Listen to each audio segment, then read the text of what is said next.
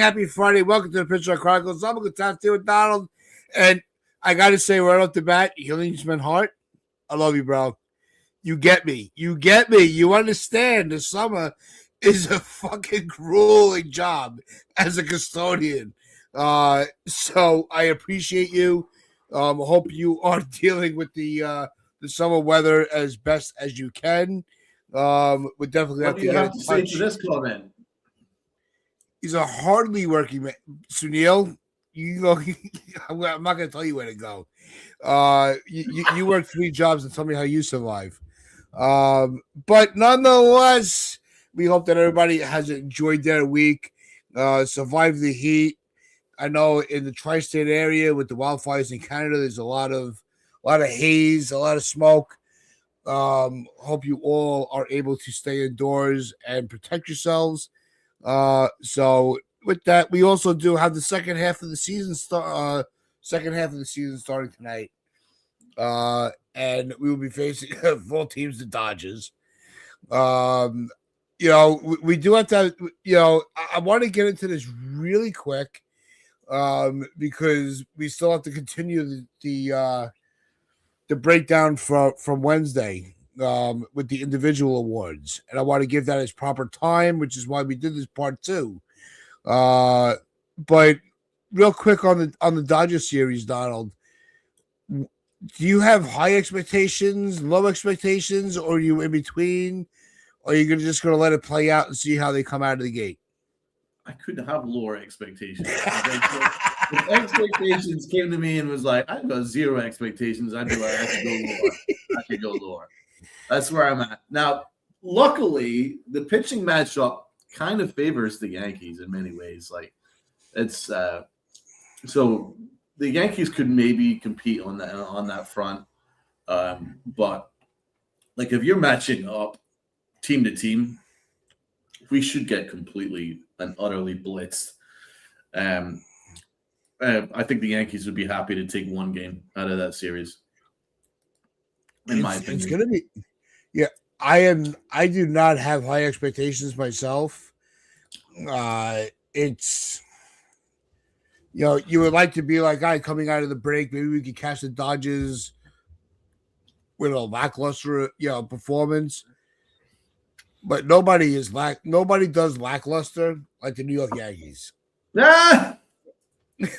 I mean, let's be honest. Luca, good morning, bro. How are you? I'll throw it to you real quick because I want to get to the awards because it's going to take a lot of the time on the show because I want to give them their proper time. But what are your expectations for the Yankees Dodgers this weekend coming out of the break? If I had to be honest, I'll keep it light, short, sweet, to the point. I think the Yankees are going to get dusted. It's true. I mean, the Dodgers are like a couple steps ahead of us. They're a mile ahead of us. They're not steps ahead of us. 1 million steps. So I think we're going to get it dusted this weekend. Just everything is better about the lineup, the bullpen, the pitching. Yeah, I just don't see a way where the Yankees come out victorious in this series. I mean, they'd be very, very, very fortunate. They have to have the luck swing their way somehow, some way. Yep. Yeah, I think if they take 1, like, they would be happy. I just don't get swept. I think that's the only thing we could ask for. Yeah, I think that should be the expectation. Don't be embarrassed by the Dodgers. This is your chance to have a little redemption coming out of the break, bring a little positivity going into the second half. Yeah, but there's very little room for positivity because it's the Dodgers. Like, why couldn't we come out against like the Diamondbacks? If you wanted to put us against a National League team. I can't even say the Dodgers or the Marlins because they've actually been playing really well going into the break. Of all teams, baseball just hates the Yankees. So here we go. We got the pitching matchups. Okay, so tonight Let's it's go. Garrett Cole versus Roki Sasaki. Roki Sasaki's not had a good year at all. So, Garrett Cole, he's a big He hasn't had a good year either. No, he hasn't, but he's a big game pitcher. So I expect Garrett Cole to pitch well tonight. And Roki Sasaki kind of stinks this year. But if any team can make Roki Sasaki look like Look mediocre, yeah. Greg Maddux, then the Yankees Oh, you're can. going the other way. Okay. You can look like Hideo Nomo.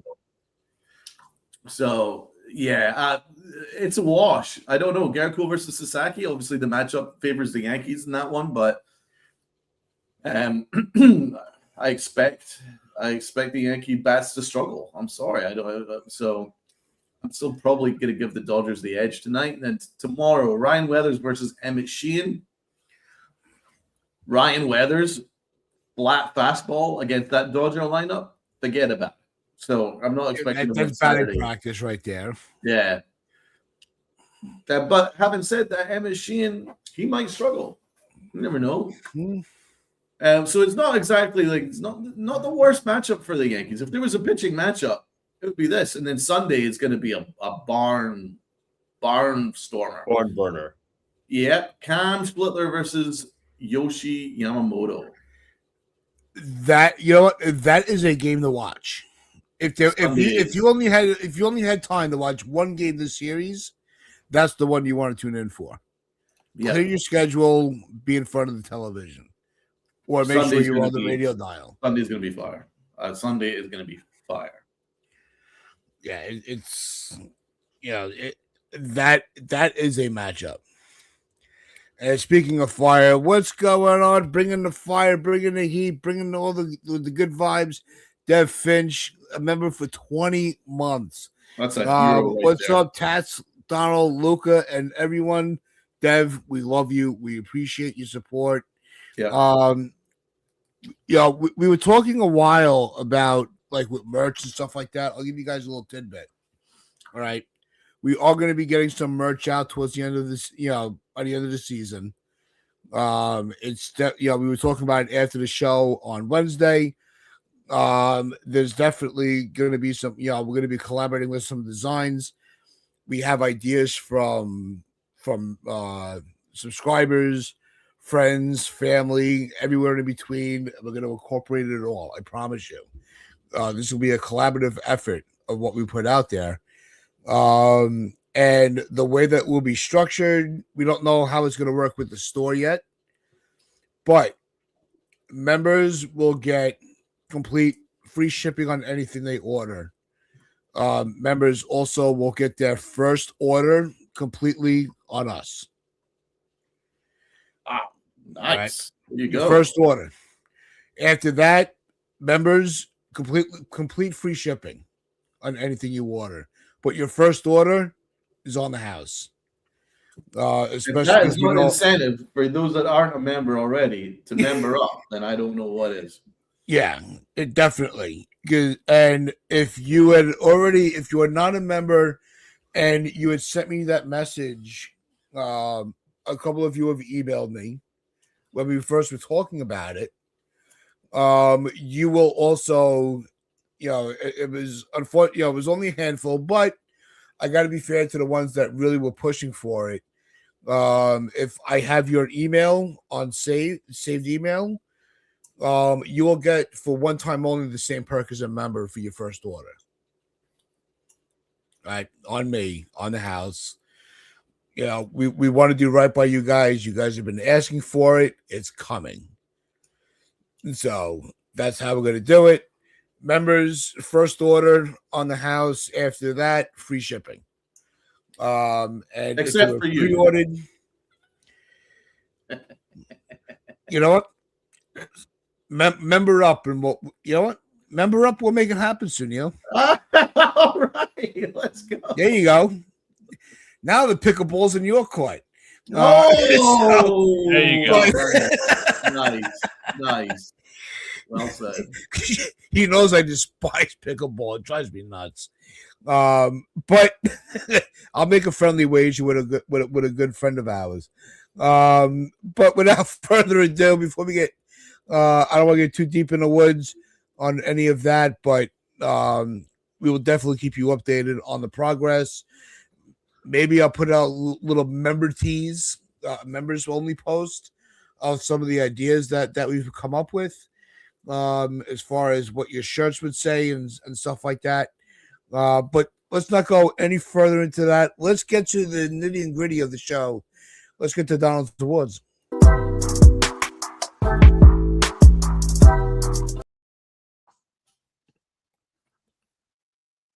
Hello, everybody. So we have our mid-season awards. This should be fun. All right, everybody get your pens and pencils out. Let's get it ready. And everybody give your names in the chat for who you want for each award. So let's start with a nice easy layup. The MVP of the team. The first half of the year. This is easy. Ben Rice. Has to be. Oh! Stop the press. Jacob Petruzzi, good morning. Appreciate the support with the $5 super chat. Good morning, fam. Rice and Billy getting hot at the right time. Absolutely.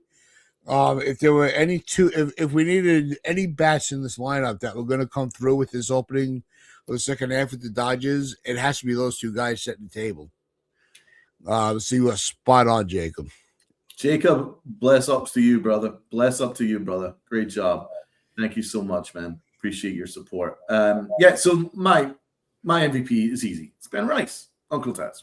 Yeah, I think it should be anonymous. I don't want to assume, but yeah, Ben Rice has been the cornerstone, the staple, the spotlight of everything good about the season so far.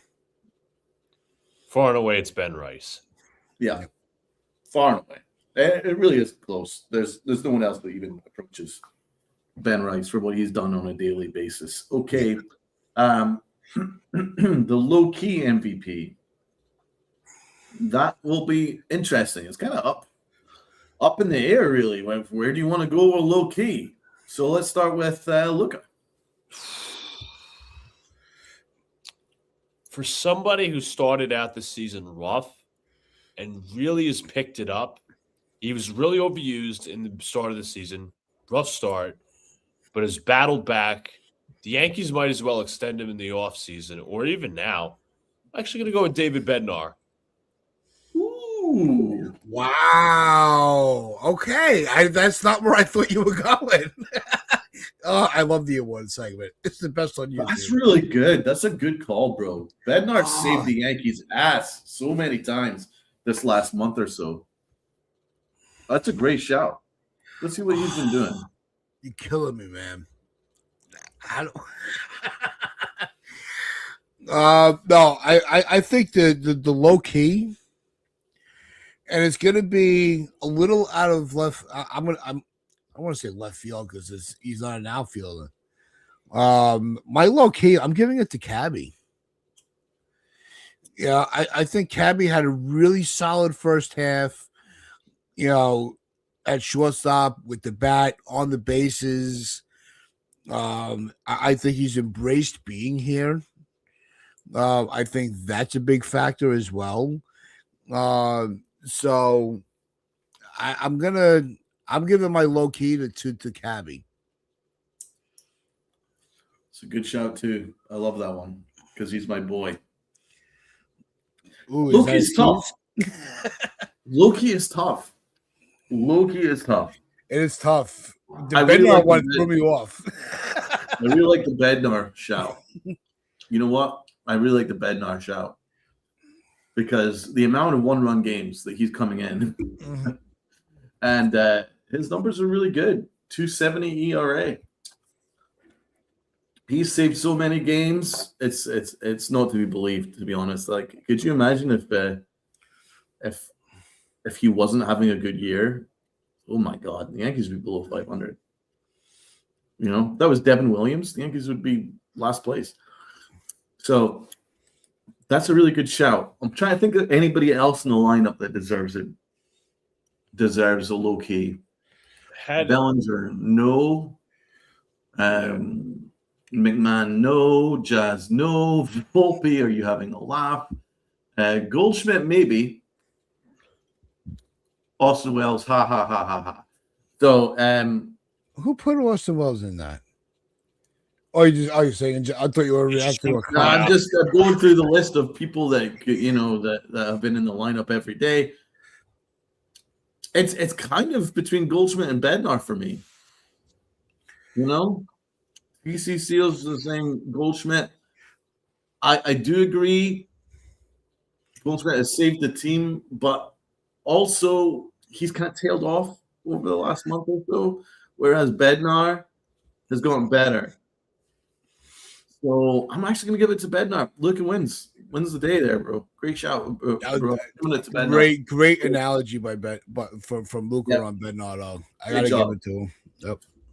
Clutch Award. Uncle Cass. This is where I'm putting Goldschmidt. A player that was not supposed to be expected to play every day was put in that position due to injuries. I think if we take, it's easy to just focus on the last couple of weeks, but when you look at the totality of the year, Goldschmidt has really come through a lot when we needed him. Whether at the plate, taking over first base so Ben Rice can get half a day or a day off, and just, always finding that fountain of youth. I said all year, he's a guy that he may be the one player that is really defeated for the time, where he wasn't expected to do what he's doing. He ended the first half reaching all the numbers that he had last year already. So I do have to give some recognition to that. So I'm going with Goldschmidt for my clutch. And to further strengthen your case, Uncle T, this is Goldschmidt's numbers with runners in scoring position in the 2026 season. He's batting .306 with runners in scoring position in 2026. With 3 home runs, 26 runs batted in, an on-base percentage of .417, slug of .531, on-base plus slugging OPS .948. But here where it gets even better. With runners in scoring position and 2 outs, his average climbs to .355 with an .1169 OPS. So you expect that from one. You do expect that from a veteran, but not a veteran at his age. Dude, I wouldn't expect that from anybody. That's fantastic numbers. No, it is, but that's somebody that's been around long enough to have faith in themselves to be able to adjust their approach. And it's something that I remember, in the 80s, 90s, like that. What he's really that he's that type player. Yeah, it just it really solidifies my choice. Those are phenomenal numbers for this day for this era. I don't think there's anybody that can beat that. Yeah, I'll agree. I do go with Goldschmidt for the clutch award. I want to go back on Bednar for a second. Had he not had as bad as a start as the year he had, I think he would have been our 5th All-Star without a question. That's true. He's more deserving than Bellinger. I'm just saying that now. I do agree. Yeah. So, Luca, who's your clutch award? Are you giving it to Goldschmidt? Goldschmidt, yes, I said. Yep. So it's between Goldschmidt and Grisham, because Grisham is also making a strong case. He's got 4 home runs and 32 RBIs when hitting with runners in scoring position this season, as opposed to Goldschmidt's 3 homers, 26. Although Goldschmidt's 350 batting average and 1100 OPS is absolutely absurd. No one gets close to that. Grisham isn't even close to that. But if you guys are giving it to, you already got 2 votes for Goldschmidt. So as an interest of making things a little bit different, I'm going to go with Trent Grisham. 4 home runs, 32 RBIs. You know, He deserves a lot of respect. Like that's some clutch numbers right there. yeah, and I'm going to give you the respect because you know, there's been a lot of debate on whether Grisham should even be given the qualifying offer. He So to shouldn't. get himself into this conversation in the positive side of the awards says a lot about what his impact on the team. So big credit to you, Donald, for recognizing it. Oh yeah, he's come through in many a big moment over the last couple of weeks. So definitely deserves some credit for that. Pitching award. Well, this should be unanimous. This should be a lock. It's got to be Fernando Cruz, right? Oh yeah, no, it's Ryan Weathers for me. I don't know, bro. I'm giving it to Ryan Weathers. Come on, it's Jake Bird. Yeah, Jake Bird. Yeah, he's been great. What a season. What a trade that was. Wow. I mean, let's just if it's not Cam Schlittler, then you have not been paying attention this year. Yeah, right. It's Schlittler in all seriousness. Yeah. It's an easy one. It's a layup. Killican. Easy. Yep. Okay. So, with that out of the way, I mean, to be honest, maybe we shouldn't just breeze over Killican. No, Cam Schlittler's numbers is just stupid. His numbers are just stupidly good, bro.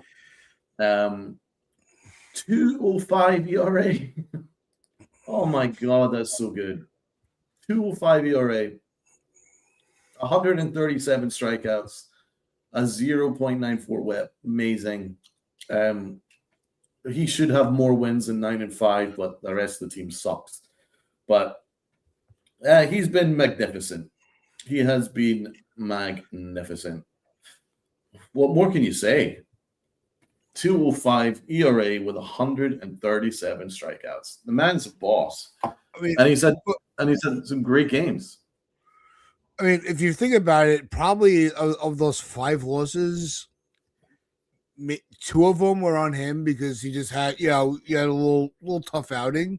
Yeah, but everybody gets lit up once in a while, Yeah. But you think about it, it just shows, even with those 2 rough outings, to still have that ERA and those numbers on the stat line is super impressive. And let's not make it seem like the American League is a pushover in the AL. Leave the records alone for a moment. These are legitimate clubs that he's facing. Mm-hmm. They may be having down years, but these are not lineups that can be taken lightly. Well, here's the best example. The Jays, the Red Sox. Here's the best example. He went 8 innings and only gave up 1 run against Tampa in that very important 5-1 win that we had over Tampa. That kind of saved the season. If the Yankees lost that season at Tampa Bay, we'd have no season. So Cam got 1 win out of it, and we snuck another one to tie the series. So you know what? Killican, he was amazing in that game. And then, he's had so many other great games too. So many others. It's most starts, he only gives up one run or less. So amazing. Absolutely amazing. So let's get Luca's a deeper analysis from Luca from his first half too. Oh yeah, for sure. I mean, we didn't expect. We thought that Cam Schlittler was going to take a leap last year, and obviously it ended, abruptly with the Yankees obviously losing the playoffs. But he was lights out, obviously against the Red Sox, one of the most notable starts in our recent memory for the Yankees, and to see him be the AL probably odds on best candidate for AL Cy Young is absolutely insane. The Yankees could have another Cy Young winner with Schlittler. I mean, obviously had Garrett Cole a couple of years ago, but it's a shame as well because he's carried the rotation this far. Like the rotation started off really well. Okay, we thought we had a strength in this team, but everybody else regressed back to the mean, and Cam was just Cam. So that says more about him than the rest of the rotation. It's very top heavy, which is obviously a problem in its own right. But Schlittler being Schlittler, I'm very curious to see what he does these next couple of weeks against the Dodgers, the Braves, Phillies. That's going to be a test and a half. Facts. Absolutely facts. Okay, the next award. One of my personal favorites. You're my boy, Blue! You're my boy! All positive to start. You're my boy, Blue! Okay, you're my boy, Blue. Oh, stop the press. We have another super chat. Oh, this is a great day. What a great show. This was a great idea to do the show today. Yep. That deserves credit. Felix, appreciate the super chat. Outside shot of having Yankees AL Cy Young and MVP. That's true. Yeah, definitely. I mean, I can't see the league after the way that the MVP vote went last year with Judge and Raleigh. I think with Judge on the shelf and the way that Yordan Alvarez has been playing, I would say if I had to say right now, the second half, a lot can happen. If I had to put my say in right now, it would be Yordan Alvarez. Oh yeah, he's having a phenomenal season. And we gave the same credit to Cal Raleigh last year. We did not discredit what he was doing. Nope. We call it down the middle. As much as we're Yankee fans, we love the game of baseball. So we do have to call it as we see it. I don't see anybody leapfrogging Alvarez this year unless he completely falls off in the second year and he absolutely looks pedestrian. Yes, but the Cy Young, I can't see anybody taking it from Cam right now. He deserves it for sure. Thank you so much for the super chat. Bless up to you, Felix Nunez. You are a legend, absolute legend. Okay, and your boy Blue, my boy Blue. I think it's obvious who it's going to be. It's going to be Caballero. Caballero is my boy Blue, my boy Cabby. Honestly, I think he's had a good year offensively, because I think what he's done offensively has been absolutely fine. He's not a perfect player. He gets caught in the base paths a little bit sometimes. But I'll tell you what, he has not been helped by his manager. Like, his manager has screwed him so royally. Like, it's, Sunil's favorite word, malfeasance. That is what Aaron Boone has done to my boy Caballero. Because Caballero, he played amazing shortstop.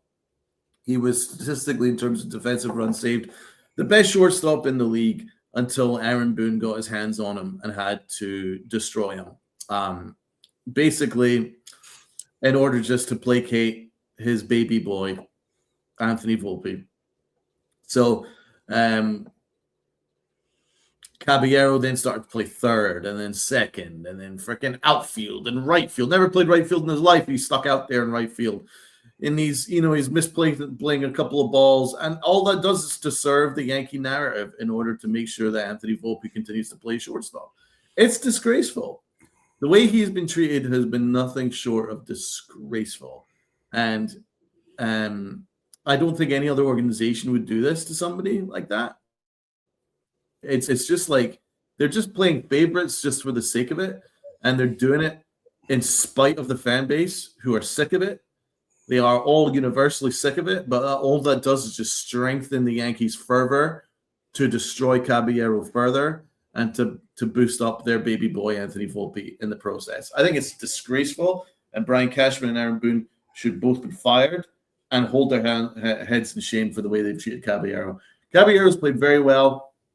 To get back on Caballero, and because I'll have plenty of time to talk about Brian Cashman and Aaron Boone, but this is a good opportunity to talk about Caballero. Caballero has had a fine season to date. Absolutely fine. Let's see his numbers here. 10 home runs, 35 RBIs. absolutely fine. 10 home runs is good for someone that's not really a power guy. In fact, that's more home runs than he had all of 2024 with the Rays. He had 9 home runs with the Rays. He already has 10 midway through the season. He had 4 in 2023 with Seattle. And in 2025, he had 2 with Tampa and 3 with the Yanks. So that's just 5. So Caballero has doubled his home run output in half a season. His RBI production is the best already at 35, is more than he's. To be honest, he's well on course to beat his career high. He only needs 9 more RBIs, 10 more RBIs to beat his career high in terms of RBIs. So he's going to get that done probably by next month. So Caballero has had done a great job. He's been amazing at shortstop. But the Yankees are, and also you look at his win-loss record with him at shortstop. I believe it was Stevie B that gave me the numbers. The Yankees are 31-19 when Caballero starts at shortstop this year. And they're below 500, 19-23 when Anthony Volpe plays. Yeah, so. I heard, real quick, I heard the same numbers, but it's kind of a false positive for Caballero, not to discredit him, but you have to take into account that Volpe wasn't even around for the first month to get at bats. Well, but when Anthony Volpe plays shortstop, the Yankees have a below 500 record. I think they're 19. Oh no, I'm not saying. I'm just putting some levity on the numbers. Well, I think I'm not saying that they'd be better, but it's kind of when Volpe plays, it is better because when Volpe plays shortstop, the Yankees are losing almost almost universally. So it's pretty easy. But yeah, stuffing things by Greg Caballero is too aggressive on the bases. I do agree with that. You're certainly right about that. Yeah, but we've been wanting the small ball player for a long time, and that's what Caballero brings. Yeah, but you got to be smart though too. Yeah,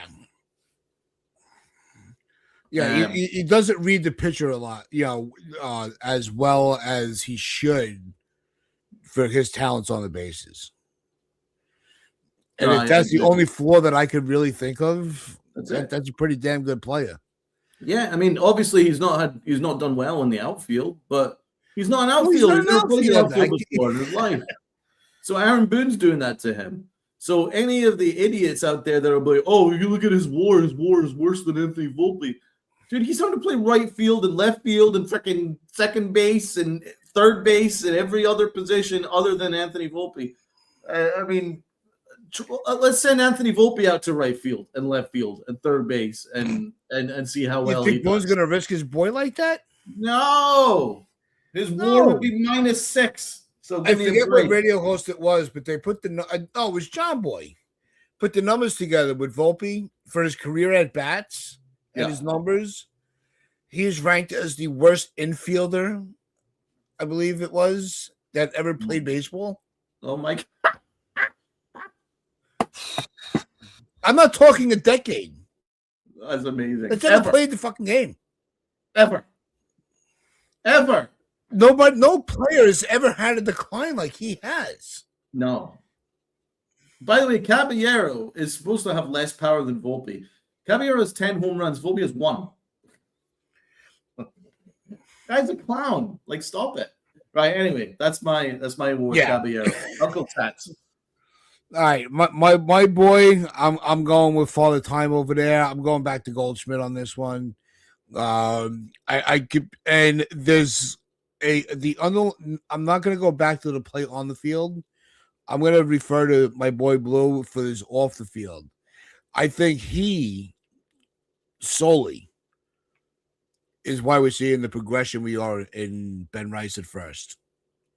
He gets all the credit for all the growth that he's had this year in that position, transitioning from being the backup catcher, the third string catcher, to the starting first baseman. All the credit, all the accolades for Ben Rice, you have to put Paul Goldschmidt in that conversation. And if Rice is our MVP, then Goldschmidt's my boy Blue, because he's the reason for it. Very cool. Okay, Luca. I usually would say Cam Schlittler, but I'm not going to try to be redundant. So I will say Jose Caballero, although he's been put through the obstacle course by the Yankees. In fairness, it's like here you're going to have to do like I can't even name the obstacle course like activities to just It's a gauntlet, bro. It's like a gauntlet. it's a gauntlet. They're putting him through the ringer, and unjustifiably so. Fact. Unjustifiably so is a great way of putting it. It's like, all right, we're going to give you one game to shortstop every 2 weeks, but in order to earn that, you're going to have to go through the gauntlet of playing right field, third base, left field, center field, third base, second base. And then you have to also clean Volpe's ass at night as well. Like, there's nothing else. It's like a fucking maze. Yeah. It's like a gladiator gauntlet from like the medieval times just to make it on the field. It's disgraceful, bro. Disgraceful. And on that note, talking about who actually put him in this position to fail, Aaron Boone, everybody's favorite manager. Let's start with Luca and then Uncle Tats. Give me your rating out of 10 and your synopsis on Aaron, Mr. Bubbles Boone. You know, I really didn't have a problem with him until the whole Caballero Volpe stuff. But the way he's also managed the bullpen at times, not being able to read the game, which has been a constant, not being able to read his pitchers, which is a constant. And I did, give him the benefit of the doubt. I was like, you know what? Start the year, didn't really have much of a bullpen, doesn't really have much of a starting lineup. The pitching is doing well. These guys are semi going deep into games, but sometimes not. We gave obviously the letter grades on Wednesday. So he's not going to be a 0, but he's not going to be a 5 either. So it's in between that range. I'm honestly going to go like a 3.5 out of 10. I think he's been rather pedestrian. That's kind of generous to say the least. But no, he's done nothing. He's same thing with a culture. He's cultivated a culture of losing. The Red Sox quote was a fireable offense. He should have been fired for saying that alone. Yeah. And his lack of control on Jazz Chisholm with the whole sandcastle thing and the lollipop thing. 3.5 out of 10. I genuinely don't think he deserves a good grade. I don't know what you could possibly be proud of if you were him. As I said, this bears repeating that he doesn't have the greatest roster, but also he's using the same tactics. He's not trying to overcompensate for a bad roster. He hasn't exactly gotten better in any area since 2018. And it just keeps rearing its ugly head. So I'm going to say 3.5 out of 10. Yeah. Hopefully Donald's stomach's okay. He mentioned Aaron Boone. He had to walk off screen and kind of throw up a little bit. But I'll give my grade. I'm going to give him a 3. He doesn't have the. I can't go any higher than that. You want to say he's keeping it. He's got the team back in the division race with the players that he has. We always say he can only work with the roster that's given to him. And it's true, but it's also it's a tilted truth because you're running it back. You should already know your players. So I'm going to be a lot harder on you this year than I may have been last year. But it's the constant, it's the lying to us this year above anything else that's going on the field. That's really, really disappointed me in Boone. We're all adults. We understand the game. We know what you're dealing with. Just be fucking honest. if you want to keep Volpe sitting on your lap and being your golden boy, just say so. Yep. Don't gaslight us. Yeah. We're all adults in the room. We understand how the game works. We understand we passed up on a lot of high value talent to give him the opportunity to play shortstop. Don't tell us you're going to be playing Caballero and that the injury is not going to set him back from what he was doing. And you double back on your word. And not only that, you do it a second time. So twice you pulled the rug out from under us. And we're supposed to rally around you and think you're a great manager? No. Because now you have lost all credibility with the fan base. And if you are still rallying around Bone to lead this team, I really, and I'm sure I have friends that are going to fall into that category. I'm sorry, but not sorry. I'm questioning why. You have a lot of it. You got some explaining to do, Lucy. You got to really, yeah, that was my age right there with the Lucy thing. You really have to prove to me why. And it better not be because he makes the playoffs every year. Lucy as in I Love Lucy? Yes. Oh, what a show. That's the honest. You got some explaining to do.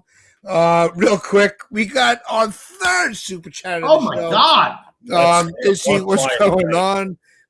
Dodgers are in the Bronx. I'm in LA. I don't want to hear nothing about injuries. Dodgers are hurt too. They better step up. We get embarrassed. I'm already hot. It's gonna be a battle, dude. It really is. Sunday's the game to watch. Yamamoto Schlittler. I want to say a special bless up to my man Issy. He is an absolute legend. Always, whether it's my show or our show, he's always there. So as are all you guys too. So he's an absolute legend. Bless up to you too. Aaron, Mr. Bubbles Boone. Let's just start with this. Into anything, that's what we do, baby. You gotta love this stuff. You gotta eat this stuff up. It's a sickness. I don't have to love it. You suck. It's a sickness. It's a sickness. Oh yeah, it's a sickness. He's a sickness. He's a sadist and he's a masochist. How could he possibly like that? He got swept off the Red Sox, and he's like, "Oh yeah, oh I love it, I love it." Give me a break, man. Like the problem with Aaron Boone is he speaks to us like we're kids. He speaks to us like we're kids, and he has no respect for us. And he thinks that we're all born yesterday, and he thinks that he can continue to gaslight us. I mean, has he managed that badly this year? Probably not. No, I mean, he's managed much worse in previous years. This is a terrible roster. It's a terrible roster. So the fact that we are, kind of still thereabouts. I mean, I'll give him a little bit of flowers for that because it is a terrible roster, and obviously it's without its two best hitters. So he does deserve a little flowers, but then he goes and undoes it by lying to us about the whole Caballero Volpe thing. When you lie about a player, first of all, Caballero had every right to demand a trade or to be insolent about it because he just got completely screwed over. The way he behaved with Jazz, allowing Jazz to make a fool of not just himself, but the Pinstripes and the Yankees with his behavior on a daily basis, and Boone's just perfectly cool with it. He's made a fool of himself. He's made a mockery of the Yankees with the whole Anthony Volpe stuff anyway. And then his bullpen moves are bizarre, to say the least. And it's cost us multiple games. So he's still who he is. I mean, I really don't know how to really properly, just without rose-tinted glasses or without vitriol, just to look at it evenly right down the middle. regarding Boone. It's really hard to do so because of the way that he treats us as fans. It's very hard for me to not be anything other than passionately anti-Boone. But it's really hard to break him down. But all I can break him down with is this. Aaron Judge says that there's a lack of focus. And when Captain Cream Puff says there's a lack of focus, by God, there must be a lack of focus, right? Yes. And then you got Jazz saying, things are kind of coming apart a little bit. When Jazz is saying that, holy God, when Jazz is saying that, the guy with lollipops up his mouth and freaking building sandcastles and wearing pants 10 times the size of him and basically goofing around on a daily basis, if he is coming to the point where he needs to talk to the team, holy God, this team must be in a worse state than I even think.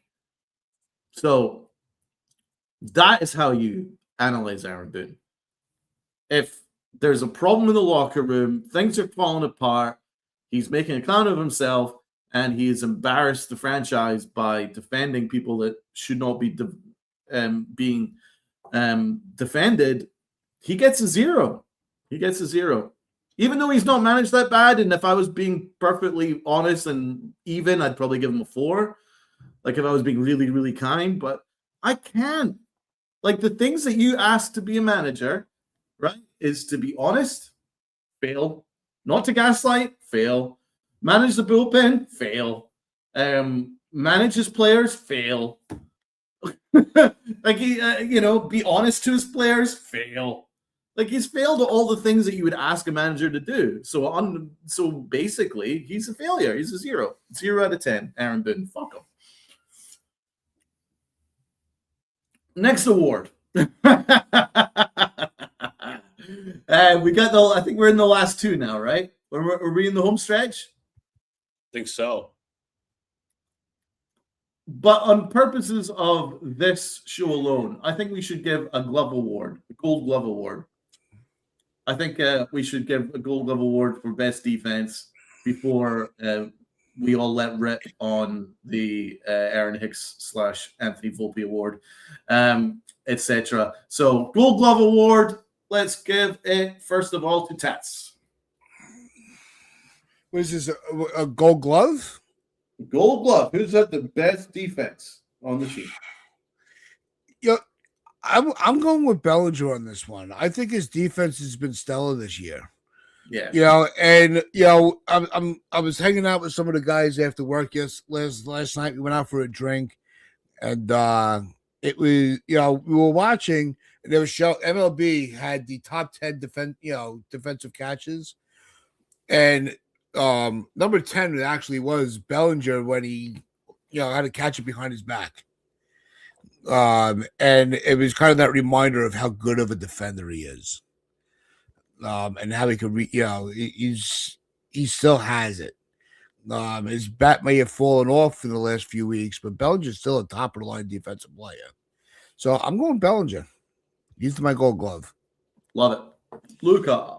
I think Ryan McMahon is a close second, but I will say undoubtedly it's been Cody Bellinger. I think that's the one consistent part of his game that has been valuable throughout the season. Obviously, he started hot offensively and then has tapered back to the mean. But I would definitely say Cody Bellinger for the sake of his glove. McMahon is a good shout, but I'm going to be unanimous on this as well. Because you also have to consider the state of flux this outfield's been with Aaron Judge being out for several months. We've needed great defense. And although Bellinger's offense has been iffy at best, mediocre at best, his glove cannot be denied. Whether it's left field, center field, right field, first base, he's been pretty much exemplary in everything that he does. And very important. And he's played every position without any issues. So he is definitely the Gold Glove Award, and shout out to Cody Bellinger, who, whether I think he should have made the All-Star team or not, is the MVP. of the All-Star game. So credit to Cody Bellinger where it is due. Okay, the L. I mean, there's so many candidates, but Jesus Christ. There's so many L candidates. I don't even know where you start, but hopefully Luca can break it down for us. Who gets your L? It would be easy to say Volpe. It would be easy to say McMahon. It could be easy to say Jazz, too, because he's remarkably failed for his 50-50 quote.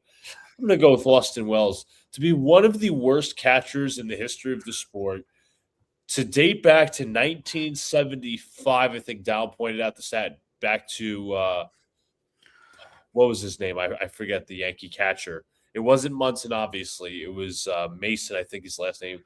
Like Jim Mason, I think it was. Mason, that's the name. I just wanted to make sure I was right on that. But to be one of the worst catchers in Yankee history, undoubtedly so. And the Yankees have had some great catchers, obviously. Bill Dickey, Yogi Berra, Jorge Posada, Thurman Munson. To be one of the worst catchers, even Gary Sanchez was an all-star. It's terrible. The Yankees traded a bunch of catching prospects. Whoa. Dustin Ramirez, Carlos Narvaez. And I'm not going to say, oh, well, they were obviously better. That you could obviously play hindsight with that. But to see this dude absolutely just get worse and worse, it's like he's not even below average anymore. He's just shit. He's just shit as a fucking catcher. He's just shit. He is the worst Yankee catcher I think I've ever seen based on the numbers. He's worse than Chris Stewart, obviously worse than Gary Sanchez. I would rather have fucking Austin Romine and Kyle Higashioka catch for the rest of the season. Honestly. Oh, easy. But the problem is, which obviously we'll get to the Aaron Hicks Award when we do, two lefty catchers who could not hit a lick. Austin Wells regressed badly last year, and J.C. Escara was not good this year or last year at all. So the Yankees decided to stand pat and say, you know what, we'll just wait on it. We'll sit on it another year. But that's for later. The answer is Austin Wells. And he was a top prospect at one point, came up at the same time as Volpe, a little later. He's been just god-awful. Just stinks. Dog shit. Absolute dog shit. Uncle Tats. All right. I'm going to apologize because I actually, well, I'm going to semi-apologize. I got an email. I just got an email for a promotional opportunity at the school, so I was a little distracted. So I was just trying to reply real quick to give me the respect to talk to my supervisors and family before making a decision on taking a promotion. Which award are we on? Are we doing the L or the X? L? All right. Like I said, I really apologize. That's not an email you just leave sitting. My L, I'm going with Jazz. He's a guy I really wanted to rally around, and you take his on the field stuff, you know, his mishaps, his bad at bat. His mouth has gotten him into more hot water than his numbers. He's not as bad as an Aaron Hicks, but he is really, when he first brought up the whole 50-50 thing, I'm like, all right, here's a guy. He did 30-30. He wants to shoot for the moon. He wants to if he's going to go big, he's going to go big. And I rally around it. I was, anticipating it, especially in a contract year. And he has completely just embarrassed himself.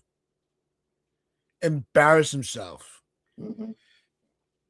So I have to give it to Jazz. Jazz is really, he's been a complete disappointment.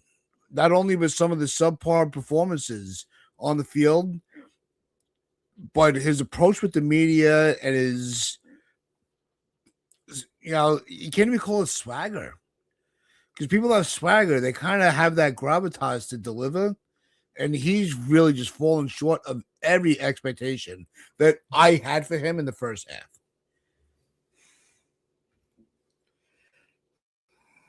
Agreed. Yeah, and my L is Jazz Chisholm. There's so many candidates like Camilo Doval, it's a race to the death to get the L between him and Camilo Doval. I'm gonna give it to Jazz because he's had far more of a negative effect. Yeah, he's had far more of a negative effect on this team than even Doval has because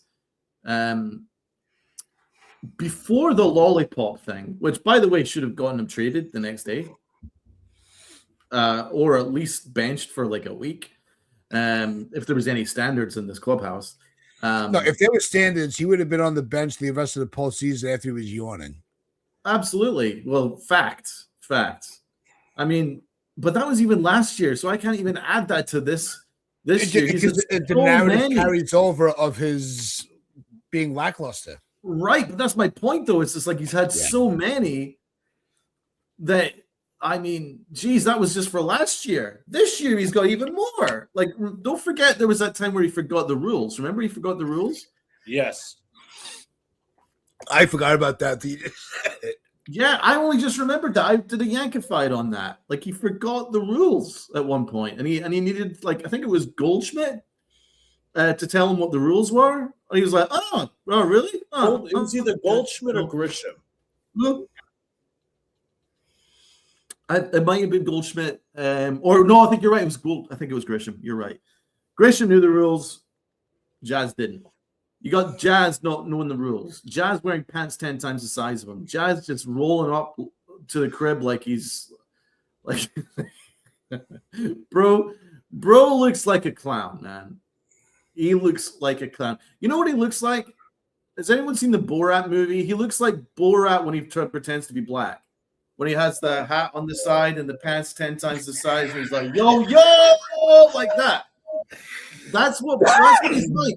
That's what he's like. It's like, I don't understand why he behaves like this. I don't understand it, bro. Like, seriously, who do you think I'm so mad at you for bringing that movie up.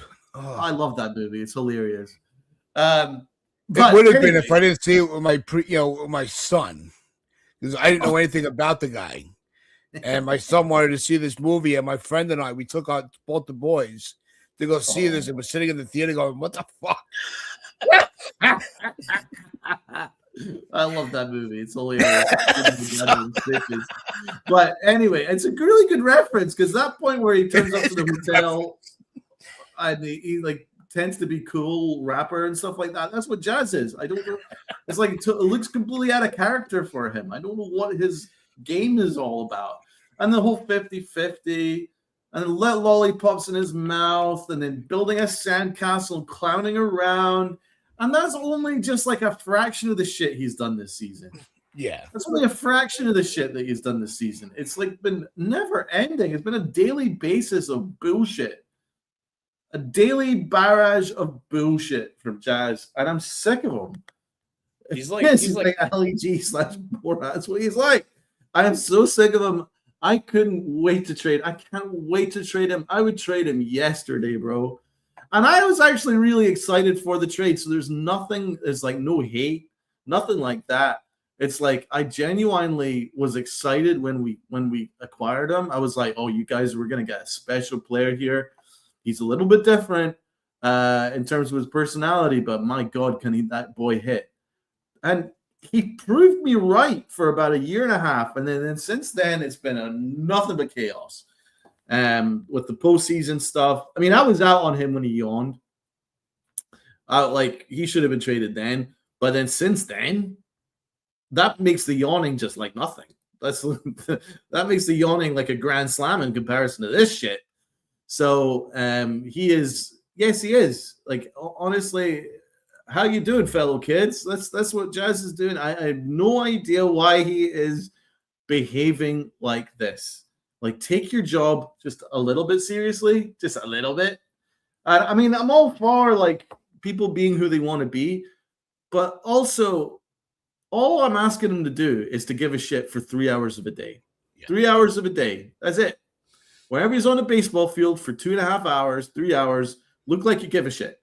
Okay? And then he can suck on as many lollipops as he wants afterwards. He can build as many sandcastles in Brooklyn as he wants, or Long Island even. He can even go to Uncle Tat's town and build himself a giant sandcastle on the beach over there. I genuinely don't care what he does. That's like, no. But I genuinely don't care what he does. But on the field for that 2.5 3 hours, he has to look like he gives a shit. He needs to wear a uniform that fits him, a bat that is his, a helmet that fits him, wear his hat forward, and not stick things in his mouth while he's trying to play ball. That would be lovely. So his act is so done. And so Borat, you are getting the L. Right. I gotta cap this off real quick. He's like Kadarius Toney, but with a little more accolades. Oh my God, that's a great one. He's Kadarius Toney. Because Kadarius Toney's a wannabe rapper, and now he is going to be a rapper. That's an amazing. I was going to say, I don't know who the hell I don't know that player, but it wasn't Kadarius Toney. Kadarius Toney, yes. Well, you don't know, he was drafted by the Giants, and he just basically refused to play. Okay. Because he wanted to be a rapper. Okay. So he was an athlete then. Yeah, he was drafted by the Giants. I'm trying to think of the name. He was a sideshow. He was a sideshow, and then basically Ben just decided I'm not going to pay anymore. I'm not going to play anymore. I don't care. And yeah, he was a rapper for a while. Evan would know well. What's going on, dude? I haven't seen you in a while. Good to see you in the chat, bro. I think his rookie training camp, he was like, "Oh, I couldn't dead ass." Dal might remember this more better than I can. He was like, "I couldn't find a pair of cleats in the locker room, in an NFL locker room." Oh, that's right. Oh, I remember that story. And then I don't remember. I didn't know the name. It was either 21 or 22 that he wanted the Giants to play his rap music at training camp. Beautiful. During the practices. Now I'm remembering. Beautiful. That you mentioned the cleats. I forget who it was. One of the hosts on the radio was like, "I don't care if you have to run around barefoot. You better participate." Oh God, not that. So look, Evan, if you just joined, look at a brilliant comparison. He's comparing Jazz to Kadarius Toney, and I think it's a perfect comparison. Who knows? Jazz might have a rap career ahead of him. Yeah. See, Evan, you never know what you're walking into when you come into a show. Well, the thing is, Kadarius Toney, didn't he win a ring for the Chiefs? Yeah, he did. So that's one more ring than Jazz ever did again. Exactly. Absolutely guaranteed. I also like this comment because I want to get to the next award, but I want to because Joe has really put some fired comments in. But where is it? Because I think in the beginning, Jazz put the swagger we needed, yes, and he definitely worn out his welcome. Great comment, Joseph. Well said. It nails everything down. That's the foundation of all the animosity towards him. Yes, absolutely. Completely agree. All right, here we go. The last one. Oh boy. You know you know who it's gonna be. And brace yourself. But it's gonna have to be renamed very soon. But as of right now, the Aaron Hicks Award / Anthony Volpe Award. All right. Aaron Hicks Award. Let's start with Luca. I'm going to keep it simple to the point. I mean, I've went over this how many times in all the years. I'm going to go Brian Cashman. He simply mailed in the season when he didn't do anything in the winter. He tried gaslighting the fans and the media by saying, "I defy you to tell you this is a championship team." Essentially brought the whole roster back, which failed last year. Holes at catcher, second base, shortstop, third base. Overpaying for Bellinger, overpaying for Grisham, not assembling a bullpen, completely overcorrecting from years ago. The Yankees had a really pricey bullpen with Chapman and Betances and Zach Britton. Now you've completely overcorrected, and you have one of the cheaper bullpens and lesser-known guys.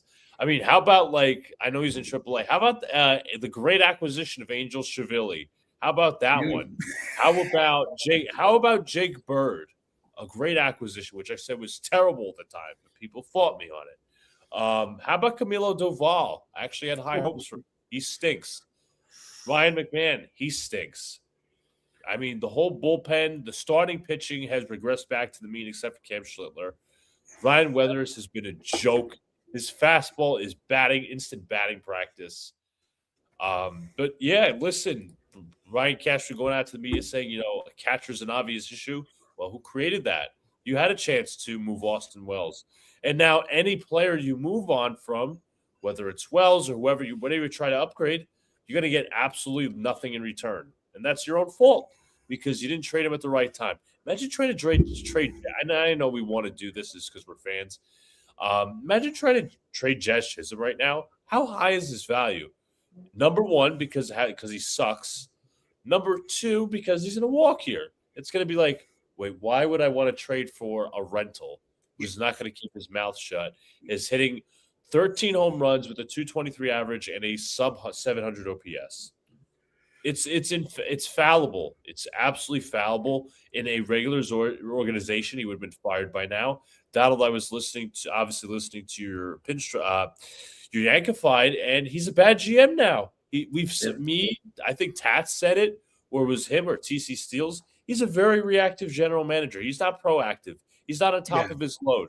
Just remember, in the offseason, he wasn't at the GM meetings. He wasn't at the winter meetings. He sent over Manaya. That was a huge issue, considering the Yankees had abundance of needs. I think I'm going to use a Donald quote from 3 years ago. I think he's been in the job so long that he cannot see the wood for the trees. That is spot on. And it's scary that Donald made that quote 3 years ago, and it's still relevant. And that was there are things that Donald Rob and I talked about 6 years ago that are still relevant today because of him. Yeah. And the thing is, that was right after the IKF trade, the Josh Donaldson trade, which was awful. I believe, I don't know if Donaldson's still in the books or not, but that's not the point. The Yankees have a horribly constructed roster, and you have people like, first of all, Joel Sherman telling Yankee fans to shut the fuck up after that whole Cody Bellinger nonsense. Well, how does that look right now? Cody Bellinger's numbers are very pedestrian. Then you have Michael Kay constantly going back for the Yankee meet, going back for Brian Cashman, saying, "Oh well, he does his heavy lifting in the summer." When it's actually the complete opposite. Cashman once again trying to be the smartest guy in the room and trying to be counterintuitive, but it doesn't work. It's actually not it is counterintuitive. It's also counterproductive because he's paying a premium for positions that he could have gotten cheaper in the wintertime.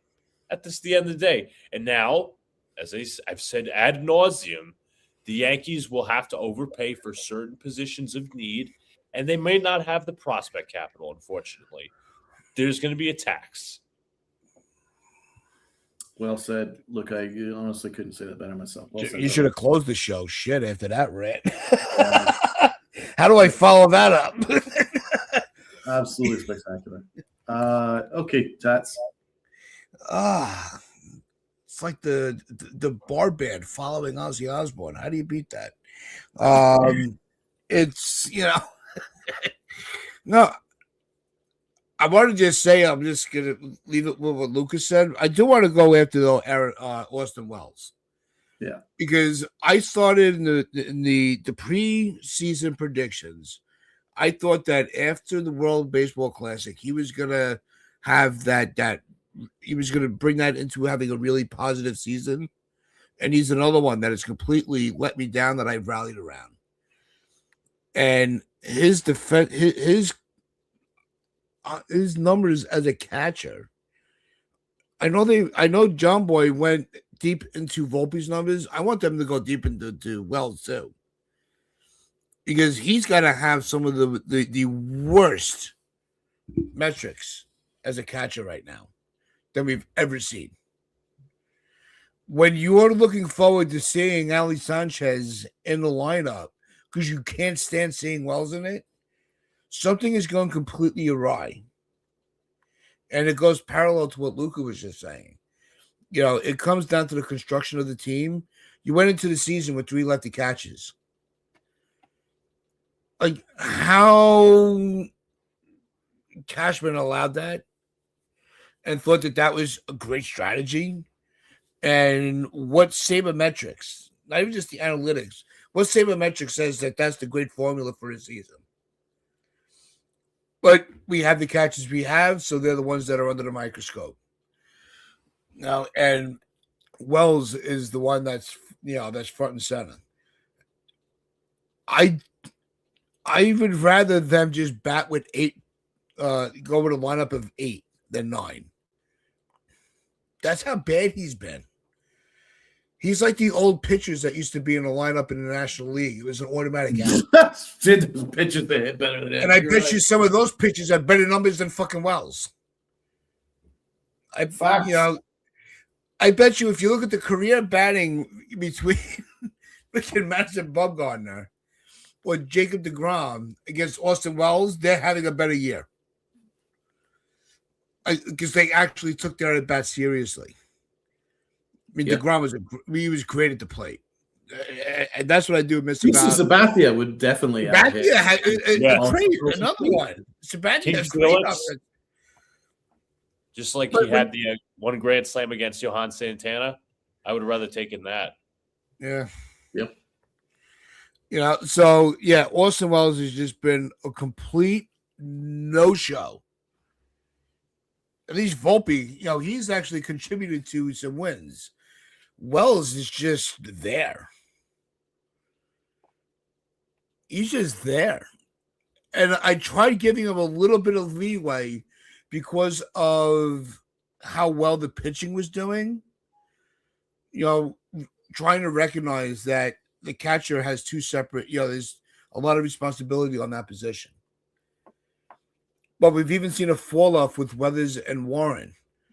And as much as we want to blame Matt Blake or the bullpen, pitching coach, the catcher is also a factor in that equation. So is Wells losing those guys?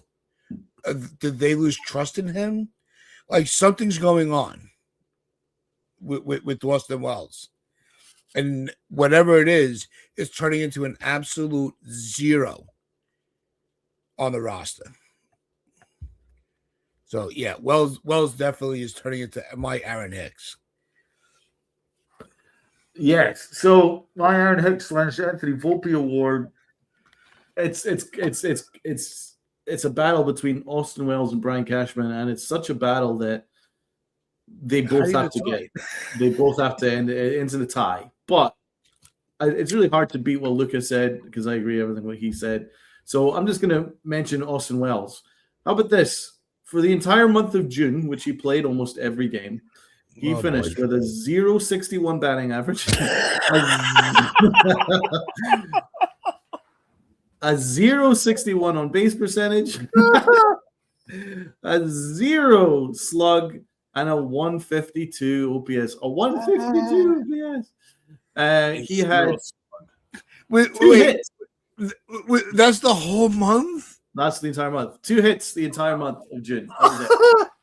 2 hits. But he still got playing time, though. And this is a championship caliber organization. Oh my God. It sure is, baby. The entire month of May, 150 batting average. So that's freaking night and day than it was in June. He's actually gotten worse. Yes. Outrageously bad. It was one of the worst seasons in the history of the sport and the history of the Yankee organization. It's never been seen before what Austin Wells has done. But who drafted him? Who gave him the keys to the kingdom? Brian Cashman. Taz was bringing up that John Boy was saying that Anthony Volpe is one of the worst players to ever play the game. Who drafted Anthony Volpe? Who gave him the keys to the kingdom? You know what I'm saying? I'm laughing so hard I'm fucking crying. It's like eyes are watering. Cashman's gave him these guys the keys to the kingdom, right? And then we're laughing about Aaron Boone and all this stupid shit he's done. We're laughing at Jazz Chisholm and the lollipop. Who freaking traded for him? So it all circles back to Brian Cashman. He's the one. You thought that the Josh Donaldson trade was bad? Woof. You thought the The Joey Gallo trade was bad. Oh, it's only gone worse. It's almost like Hal Steinbrenner is almost like Thanos. He's collecting all the Infinity Stones to destroy the world. Got Brian Cashman, Aaron Boone, Austin Wells, Anthony Volpe, Chaz Chisholm. There's your 5 stones that are going to crumble an empire. Facts. And Brian Cashman's got his roster building ass backwards, because what you should be doing is you should be doing the heavy lifting in the winter and the supplementary moves in July. That's how you build a roster. That's how he does it the other way around. He's going the other way around. He made little supplementary moves during the winter, right? And now he's going to try and do the heavy lifting in July, which is so stupid. And his excuses and his ego, and dude, he's a bad GM now. Like, there's no other way around it. Like, if he was anything other than bad, if he was mediocre, I would say so. He's just bad. The decisions he makes are just bad. There's no upside here. He's a terrible GM now. He never used to be, right? Like, he's gone from really good to someone that I really respected, right? And then as the years have gone on, it's now gone. He went from mediocre to kind of meh to just flat out stinks. And now almost aggressively stinks to where it's actually like offensive. Yeah, it's actually offending me how much he stinks now as a general manager. It's like offensive. His moves are offensive. His decision making is offensive. It's offensive the way that he has just tarnished his own legacy and embarrassed the Yankees in the process with $350 million, and he only has half a roster at best. The rest is malfunctioning. This is Brian Cashman. So, I mean, both of them deserve the award. Austin Wells and the guy that's giving him the keys to the kingdom. Both of them. And Aaron Boone's another one. But to be honest, who hired Aaron Boone? Brian frickin' Cashman. Who keeps re-signing Aaron Boone? Yes! What did he say? He's like, oh, there would be a feeding frenzy like sharks if Aaron Boone even touched free agency. Fuck. Amazing ego. Incredible. That was after he blew number of games in the World Series. Well, there'd be a feeding frenzy like sharks. So hiring Mr. Bubbles, giving Austin Wells and Chaz Chisholm and fucking Anthony Volpe the keys to the kingdom, trading for Camilo Doval, who's now one of the worst relievers in the sport, Jake Bird, one of the worst relievers in the sport. I mean, this is his roster this year.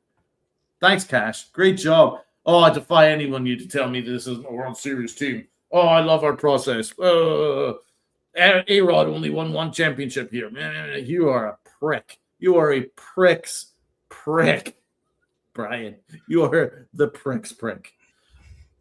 Like, you had prime years with Judge and Cole to build around.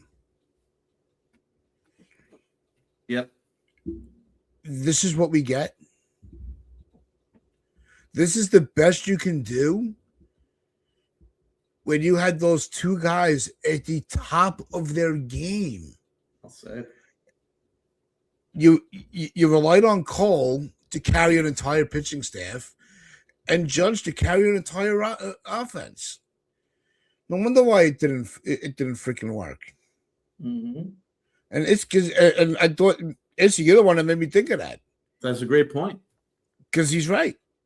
To follow up your point there, Tats, Cashman had a golden opportunity with Juan Soto having the season of his life and Aaron Judge having the season of his life. We were 75, 80% there to win a World Series. Just needed a couple of supplementary moves. Mm-hmm. He didn't do it. He didn't frickin' do it. He let the ship sink with Anthony Volpe and that fucking idiot in left field, Verdugo. And Stroman had a bad year too, and he never made any moves to strengthen the bullpen. Like, But it's no wonder why it makes you wonder why Dominguez is struggling. Right. He let that sink, bro. You know we already lost a year because of the pandemic shutdown when there was no minor leagues. Yep. And then you set him for a year for Verdugo. No wonder why he's not developed yet. Facts, Jonah. You just Beagle, cost that him he 2 did years not of seize the development. moment. Luca, let's get your take on it. Yeah, Brian Cashman supplementary moves. I mean, we go back to 2017. It's the farthest the Yankees have been close to a World Series. I mean, 2024. I mean, we made the World Series and all of that, but I just don't count it as being as close to the World Series as we could have been in 2017 because 2024 was a wash. There were 3 bats. That 2 bats the entire series. There's 3 bats. I should say 3 players that stepped up in that World Series. But it's just a constant arrogance. And if Hal was smart, and by the way, one of those bats wasn't Judge. It was Juan Soto. And I mentioned this in Downstream. I said, because we were contemplating, okay, is this the year that the Yankees go all in despite no Judge? Or is this year they say, okay, the Yankees play it safe and we move to next year? Obviously, next year's not guaranteed because there's player stoppage. And I said this. I said, if the Yankees, and I didn't say depending on if they lose the series to the Dodgers, the Phillies, whatever. I said this would be the perfect year to fire Brian Cashman, pay out the rest of his contract for the rest of the year, fire Aaron Boone, let Brian Sabian and Omar Minaya, preferably Sabian because he's more of a winning record. Let Sabian take over. Let Ausmus manage the rest of the season as a lame duck. And say, you know what, we're just going to evaluate the roster. We're going to call up all these kids, Giovanni Cruz and ERC and whoever, in terms of our young prospects. We're going to let them cook in the bullpen. We're going to let Spencer Jones cook the rest of the season. We're going to trade Trent Grisham to whoever for the highest bidder. He's on a qualifying offer, yes, which makes him a rental, but you're choosing a direction at that point. You're not sitting there doing an about face where you're going to be trading and acquiring pieces. You're not going to be acquiring pieces for a year that's going to go nowhere, and you're not going to sit there, stand pat, and do absolutely nothing. So at the end of the day, again, this is if Hal had any stones, which he does not. He cares more about investment firms and management firms from Apollo. If this is the year to make some actual changes, because let's be honest, what's the ceiling? As I said on Wednesday, macro versus micro. What's the micro versus the macro? Do you really want? You don't want to risk? You don't want to waste another year of Judge and Cole's prime. I completely understand that, but at the end of the day, Judge is not going to be healthy. By the way, I must say about Judge, the Yankees will be getting an update today, or I should say, should be providing an update on Aaron Judge's status. But otherwise, what's to be said? This would be the proper year to make changes. Hal, you have the money. Pay out Boone's the rest of his contract, pay out the rest of Cashman's contract, and actually get a serious GM in here who's willing to make changes. Get a serious manager in here who actually knows the game of baseball. I would hire Alex Cora in an instant. GM, I don't know who I would pick. I know GM's tricky to figure out. Yeah, that's a little more tricky. If it was up to me, if she was available, I would hire Kim Ng. I know she's doing some like women's baseball. I was gonna say, she's completely off the table now. She's totally vested with the women's league that's being developed. There's no way she's turning her back on that right now. Well, you could give Jeter the president of baseball operations and allow him to. That's one route you can go. Absolutely. But obviously, I like that because that would end the gaslighting and the hatred towards the fans, which we're getting from Boone and Cashman. I would love that. Yep. I think that would ease up the PR a lot more, and I don't think Jeter would be as buttoned up or as absorbing of that bunker mentality as Brian Cashman would. No, not at all. From my perspective, all I have to do is just take Cashman at his word. You know what he said before this season started in 2024, when he first traded for Juan Soto. He said it would be a crime if Juan Soto, Aaron Judge, and Garrett Cole left the building without a championship. Well, he's well on course. Well, he's already suffered one of those crimes, and the other two is basically a layup, right? So he should listen to his own advice and treat himself like a criminal and walk out. But I would have done that in 2024 after the season, because that was, for me, that was a sliding doors moment. You lost Juan Soto, right? You can't retool. Like, he was such a big, he was like 50% of your team, right? He's just walked out. Now you got to rebuild. For me, I think they got the strategy wrong. Yeah, I would have treated it as like, okay, we have to find a new way in which to be a better team without Juan Soto. So let's really double down on things like our farm system.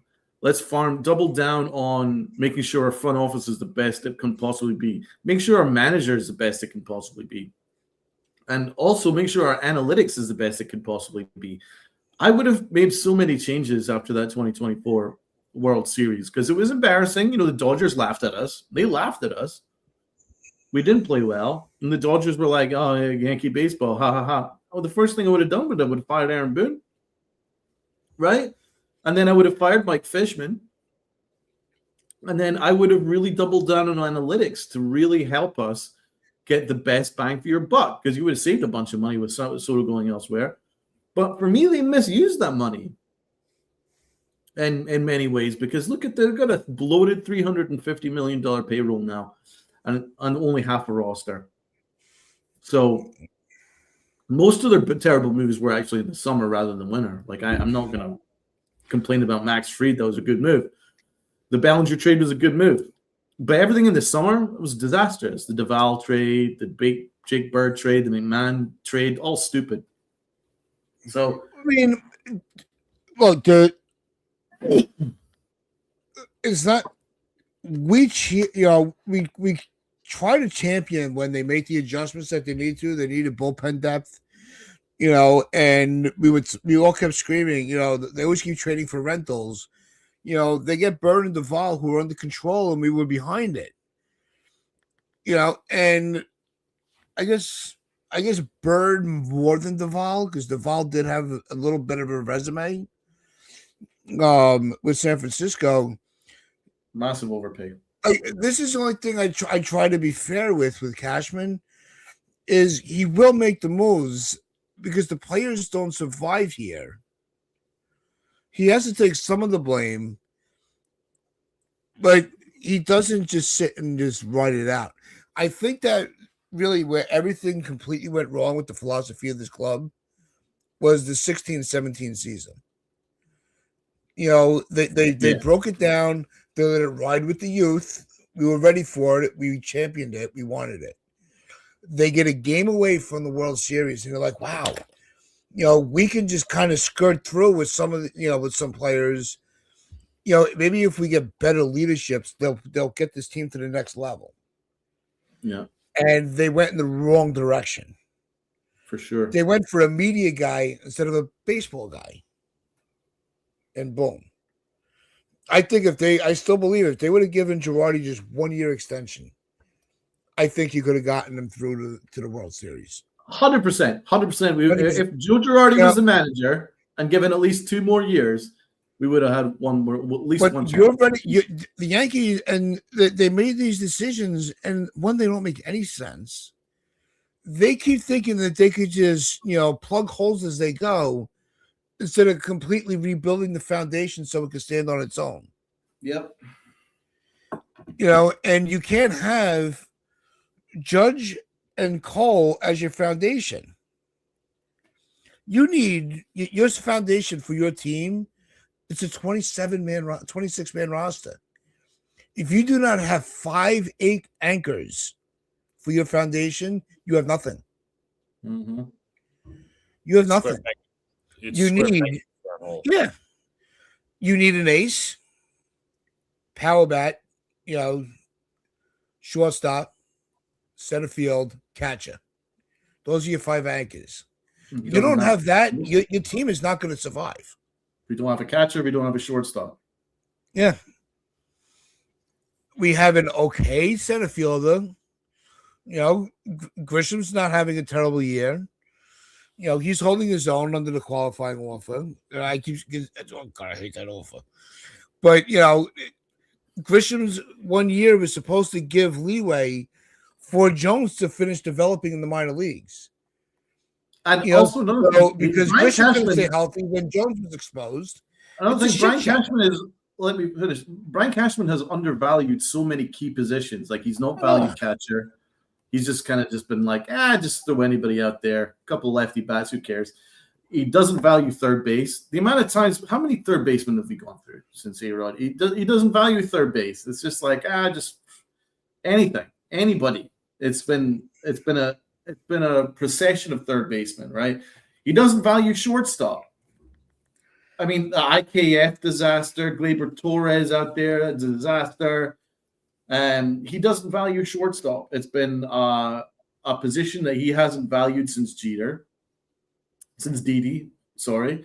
There's been a procession of shortstops, and they've all been disastrous since Didi. So there's that as well. He hasn't valued first base. Our best first baseman is a catcher, Ben Rice. But it's been years and years and years and years of him not valuing first base, right? He hasn't valued center field either. Like there's so many positions he just doesn't value. He doesn't value it the way he should value it. And he hasn't put the necessary resources into building it. So he is 100%, 110, 150, 200% at fault for everything. Everything. I Because wish he's in charge. He's the owner. He's in charge. He's the owner. He's basically the manager. He doesn't let Aaron Boone manage. Aaron Boone's terrified to say anything. You know, it's very interesting that one day he said, I'm pissed off at the Jazz lollipop thing. The next day he's like, you can suck on as many lollipops as you want within 24 hours. Yeah, I'm sorry. We know what he's sucking because he's still got a job. Yes. He also got a phone call. I guarantee he got a phone call from the higher ups, just like Michael Kay. Anthony Volpe didn't want to play second base. 24 hours later, I'm sorry. I'm so sorry. I'm wrong. I'm completely wrong. Never been more wrong in my life. Give me a break. Give me a break. Another phone call from the higher ups. What happened to Derek Jeter and A-Rod when both of them had the balls to say that Aaron Boone's his puppet? Both of them got phone calls from Brian Cashman. Brian Cashman is the problem. 100% the problem. And this team's not going to win a championship until he's gone. Yeah. It's gonna, the second half's gonna be interesting because we still have no foresight on what the trade deadline is gonna look like. The only thing that you've heard recently is that the Mets are going to be absolute sellers. We're going to get more into the trade deadline rumors next week, and give them, I think we need to wait like Wednesday or Friday. I think we'll get a better idea of what the deadline is going to look like on August 3rd. So it's, I have no idea what's going to happen. Then with the lockout, there's this second half's going to be fucking ugly. I think it will too. And it's going to give us some great content because we're going to be ranting, raving, fuming, with some celebration mixed in the middle. But no, it's the first half. It is what it is. It left a lot to be desired. There were a lot of things to look, in a positive way. With Ben Rice, Goldschmidt already reaching last year's numbers in the first half. There's a positive. Schlittler, we have an ace. We have a homegrown ace. Fantastic. Severino, eat your heart out. It's like there are a lot of things to look forward to in the second half. It's not going to be all doom and gloom, but I think the expectations now are a little more centered. So that's how we're going to have to respond to it. And so, but with that, we do hope that everybody does enjoy their weekend. We appreciate all of you tuning in today for part 2. It was, I think this was the right way to do it for Hell of a you show. guys. Yes. Yeah, we broke Thank you down so much for everybody that put in a super chat. You guys are all legends. super God bless chats, absolutely phenomenal, top notch. Our members, we have members re-up today. Today was a great day for the channel and for you guys, because the lights are going to be staying on for a little while longer. Like we said, the merch is coming. We're going to be working on that. We'll probably get it launched at the conclusion of the season, and we'll definitely once we get more sample, we're going to try to sample some stuff.